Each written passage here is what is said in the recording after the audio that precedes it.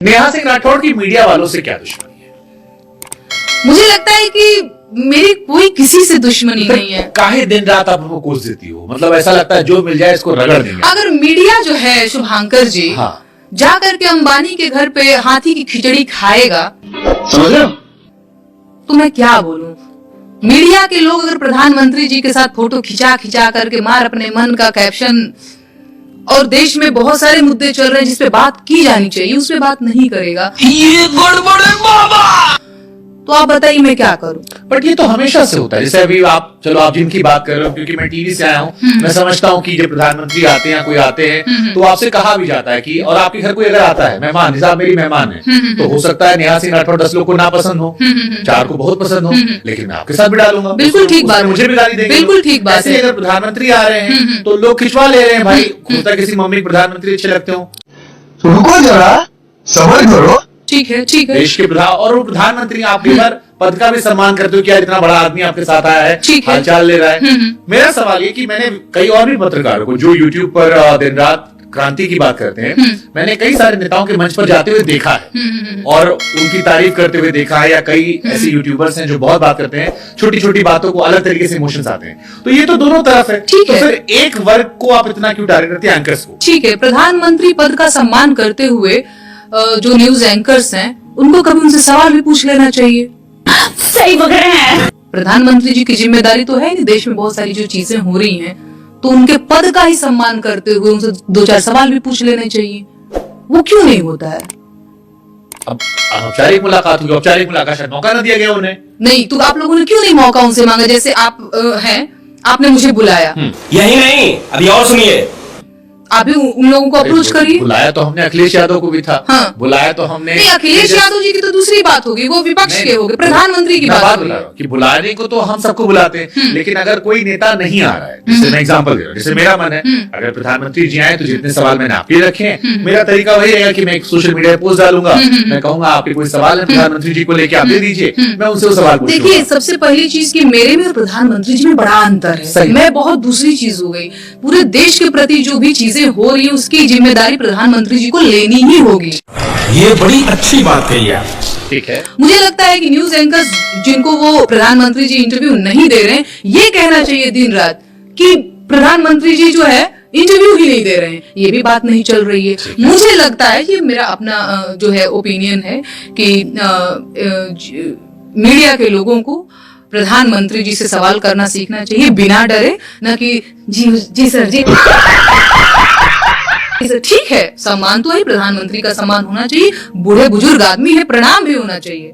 आपको बुजुर्ग लगते हो? वो तो लोग मेरे कहते हैं, बाबा बुजुर्ग थे, 70। लोग कहते हैं कि बड़ा मेहनत करते हैं, जवान है एकदम, अभी दिन रात काम करते हैं 17-18 घंटे। नहीं, ठीक है, वो दाढ़ी वाड़ी तो सफेद है, बुजुर्ग आदमी है। लगता है स्टाइल हो। पता नहीं, मुझे नहीं पता, ये उनसे ही पूछिए। बात तो सही है। दौड़ना तो पड़ता है। तो कहा जा रहा है कि टीवी एंकर से आपको विशेष मोहब्बत। नहीं, मुझे लगता है नेहा कि सिंह राठौड़ खोजती कौन सा मिल गया, आज ये मिल गया, बस ये चलो, नहीं। बस अब तुम ये हो, तुम ये हो, तुम ये हो, तुम ये हो, ये मेरा freedom of speech and expression है। हम नहीं सुनेंगे, हमको मत बोलना, हम बोलेंगे, हमारा एक्सप्रेशन है। देखिए, सच बात ये है ना कि बहुत सारे लोगों का भी और मेरा भी गुस्सा है मीडिया वाले लोगों को लेकर के कि वो जनता के मुद्दे नहीं दिखा रहे हैं। समझ रहे हो? ये बड़ी अच्छी बात कही है। जैसे एक पता नहीं, अभी लद्दाख में कोई है, उनका नाम सोनम वांगचुक जी। हाँ, सोनम वांगचुक जी, वो बड़ा कई दिनों से प्रदर्शन कर रहे हैं। हमने कई लोग मुझसे, हमने कवर किया उसे। आपने उससे बहुत बधाई के पात्र हैं आप। तो लोग मुझसे कह रहे थे कि यार देखो, देश का मीडिया इस चीज को नहीं दिखा रहा है। मणिपुर में बहुत सारी चीजें होती रही, अभी भी हो रही हैं, देश का मीडिया इसको नहीं दिखा रहा। तो ये गुस्सा तो है, लोगों का गुस्सा है। आप मेरी बात क्यों कर रहे हैं? नहीं, देखिए, आपने एक सवाल पूछा कि बीजेपी से आपको टिकट मिला तो आप लड़ेंगी कि नहीं। मैं उस पर एक जवाब देना चाहती हूँ कि हाँ, बिल्कुल, मुझे लगता है कि मैं उस पर भी विचार कर सकती हूँ। 2-4 जो मेरे शर्त होंगे, और इसी में, जैसे क्या शर्त हो? हाँ, वो शर्त मैं बताती हूँ, उसी से आप समझ जाइएगा अंतर भी। मुझे लगता है कि जिस दिन प्रधानमंत्री जी साहिब जी मणिपुर चले जाएंगे, मैं विचार कर सकती हूँ। बेरोजगारों पर लाठी बरसाना जिस दिन बंद हो जाएंगी, मैं उस दिन विचार कर सकती हूँ। किसानों पर जिस दिन बम और गोले बरसाए जाने बंद हो जाएंगे, मैं उस दिन विचार कर सकती हूँ। जिस दिन क्या बोलते हैं, जंतर मंतर पे जो बेटियां प्रदर्शन कर रही थी, बेटियों के साथ ये जो बलात्कार, अत्याचार और ये जो दुर्व्यवहार है, ये रुक जाएगा? मुझे लगता है कि मैं जरूर विचार कर सकता हूँ। नेहा, मतलब अगर मैं प्रैक्टिकल होकर बात करूं, मणिपुर को जितना मैंने पढ़ा, क्योंकि मैंने बहुत सारे वीडियोस बनाए और मेरे कई वीडियोस को कांग्रेस से कई प्रवक्ताओं ने आज तक पर जब मैं डिबेट करता था वो कोट भी करते थे कि देखिए आपका वो वीडियो हमने देखा, भावुक हो गया। आप पर यह आरोप लगता है कि आप पीएम मोदी के विरोधी और अभी तो रुको, क्लाइमैक्स अभी बाकी है। या बीजेपी विरोधी। क्या आप वाकई में उनकी आइडियोलॉजिकल विरोधी हो, या अगर नहीं है तो ऐसा परसेप्शन क्यों बिल्कुल बन गया है? और या फिर ऐसे ट्वीट्स आप क्यों आते हैं कि अगर हम शुरू के 30 ट्वीट स्क्रॉल करते हैं तो वो एक ही पार्टी विशेष को लेकर केवल तंज में होते हैं।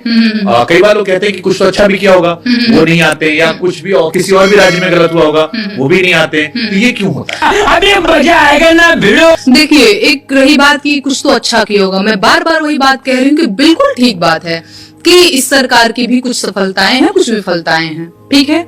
जो सफलताएं हैं, जो उनको लगता है कि सफलताएं हैं, उनके पास अपना मंच है, अपनी मीडिया है, रोज रोज वही बात कह रहे हैं कि मैंने तो ये कर दिया बोलो थैंक यू, मैंने तो वो कर दिया बोलो थैंक यू। मीडिया भी सेम वही चीज दिखा रहा है, समझ रहे हो? बड़े बड़े होर्डिंग एडवर्टाइजमेंट हो रहे हैं। क्या नहीं है महाराज उनके पास? ऐसा कुछ है जो उनकी मुट्ठी में नहीं है? ऐसे ऐसे करेंगे, सब कुछ है उनके पास। मेरे पास कुछ भी नहीं है ना? लोगों के पास कुछ नहीं है, जनता के पास उसका मंच नहीं है। अगर जनता परेशान है, उसके पास कौन सा मंच है? मुझे एक और चीज लगता है कि मेरी तो फिर भी एक छोटी सी पहचान है, तो मुझे अगर अपनी बात कोई, मुझे लगता है कि दबी मेरे मन में कोई बात है, कोई नहीं सुन रहा है, तो मैं एक कॉल करूंगी आपको, शुभांकर जी मेरे मन में ये बात है, मैं चाहती हूँ कि मीडिया में जाए। यही नहीं, अभी और सुनिए। तो मुझे लगता है 1 मिनट के लिए आप मेरी बात सुनेंगे, मेरा इंटरव्यू जाएगा और 4 लोग देखेंगे, या मेरे पास अपना सोशल मीडिया है, मैं वहां से भी अपनी बात रख सकती हूँ। जनता के पास उनका मंच नहीं है। बीजेपी के पास या पार्टियों के पास, कोई भी पार्टी हो, सरकारों के पास अपना मंच है, अपनी मीडिया है, अपनी बात वो कह रहे हैं, अपनी तारीफें तो वो रोज गिना रहे हैं। ठीक है, कुछ तो सरकारी चाटुकार लोग भी गिना रहे हैं। कलाकारों की मैं बात कर रही हूँ, जो मेरे दौर के कलाकार हैं। मैं समझ गया इशारा कहाँ का। आप समझ रहे हैं ना? बहुत सारे लोग। ठीक है। तो बचा कुचा काम मुझे लगता है जो वो नहीं गिना रहे हैं, जहाँ पे कमियां हैं उसे मैं उजागर कर रही हूँ। राहुल, में आपको क्या अच्छा लगता है कि आपको लगता सोशल मीडिया पर इन दिनों मेरा चरित्र बताने वाली पोस्ट की बाढ़ आई हुई है। सबको बताना है कि मैं कितनी ज्यादा चरित्रहीन हूँ। पूरी क्रिएटिविटी के साथ कीचड़ उछाला जा रहा है। एडिटेड तस्वीरों का पूरा एल्बम घूम रहा है और एडिटेड फोन कॉल से लेकर अफवाहों तक का बाजार खूब गर्म है। कुल मिलाकर सबको मजा आ रहा है। इंटरेस्टिंग बात यह है कि ये सब काम देशभक्ति के नाम पर हो रहा है और मुझे गालियां देकर लोग झटपट देशभक्त बन जा रहे हैं। अगर मैं इस प्रोसेस को न समझ रही होती तो मैं जरूर परेशान हो जाती, कमजोर पड़ जाती, टूट जाती। लेकिन इन फर्जी देशभक्तों के लिए बुरी खबर यह है कि मैं खूब समझ रही हूं कि इस वक्त मेरे साथ क्या हो रहा है और क्यों हो रहा है। मैं इस सरकार से सवाल पूछ रही हूं, लेकिन सरकार के पास मेरे सवालों का कोई जवाब नहीं है, तो बदले में मुझे गालियां दिलवाई जा रही हैं। सवाल पूछने वाली लड़कियों को रोकने का सबसे आसान तरीका यही तो है, उनके चरित्र पर सवाल उठा दो, बेचारी डर जाएंगी। न डरे तो वैश्या बोल दो, उनके घर वाले डर जाएंगे और उन्हें चुप करा देंगे। फिर भी ना माने तो देशद्रोही और गद्दार बोल दो, FIR दर्ज करा दो, जेल का डर दिखा दो। ये लोग इतने कायर हैं कि सवाल पूछने वाली एक लड़की को बर्दाश्त नहीं कर पा रहे हैं। पूरी IT सेल की फौज लगा रखी है। मेरा फोन नंबर तक वायरल कर दिया गया है। डेली सैकड़ों फोन कॉल्स आ रहे हैं और ये सब सिर्फ इसलिए कि मेरा हौसला टूट जाए। मुझे गालियां देने वाले लोग कोई और लोग नहीं हैं, ये वही लोग हैं जिन्होंने सावित्रीबाई फुले के ऊपर कीचड़ फेंका था। ये वही लोग हैं जिन्होंने सुकरात को जहर का प्याला देकर मार दिया था। ये वही लोग हैं जिन्होंने ब्रूनो को सच बोलने के लिए जिंदा जला दिया था। ये वही लोग हैं जिन्होंने मीराबाई राठौर को जहर देकर मारने की कोशिश की थी। ये वही लोग हैं जिन्होंने माता सीता को अग्नि परीक्षा देने के लिए मजबूर कर दिया था। ऐसे मूर्ख और धूर्त हर युग हर जमाने में हुए हैं और मैं इस परिदृश्य को बहुत कायदे से समझ रही हूँ। इस जमाने के मूर्ख और धूर्त मुझे चाहे जितना अपमानित करें, प्रताड़ित करें, मैं हारने वाली नहीं हूँ। वो मेरा जीवन ले सकते हैं लेकिन मेरा हौसला नहीं तोड़ सकते। सुकरात अगर जहर का प्याला न पीता तो मर चुका होता, पर सुकरात आज भी इसीलिए जिंदा है क्योंकि उसने झूठ बोलने के बदले जहर पीना स्वीकार किया। मैं इस देश के लोकतंत्र को बचाने की लड़ाई लड़ रही हूँ, आम जनता के उन मुद्दों की लड़ाई लड़ रही हूँ जिन्हें सरकार में बैठे लोगों ने पीछे धकेल दिया है। इस देश की जनता को रोजगार चाहिए सर, महंगाई से छुटकारा चाहिए, अच्छे स्कूल और अच्छे अस्पताल चाहिए, अस्पतालों में डॉक्टर और स्कूलों में शिक्षक चाहिए। आम जनता को हिंदू मुसलमान और मंदिर मस्जिद के झगड़े नहीं चाहिए, लेकिन इस सरकार ने आम जनता को सिवाय झगड़ों के और कुछ नहीं दिया है। सरकार इस देश को कमजोर कर रही है और मैं ये होने नहीं दूंगी। ये देश इस सरकार की जागीर नहीं है और प्रधानमंत्री देश के मालिक नहीं है। मैं ये बात 1000 बार बोलूंगी, फिर चाहे इसके लिए मुझे जहर का प्याला ही क्यों न पीना पड़े।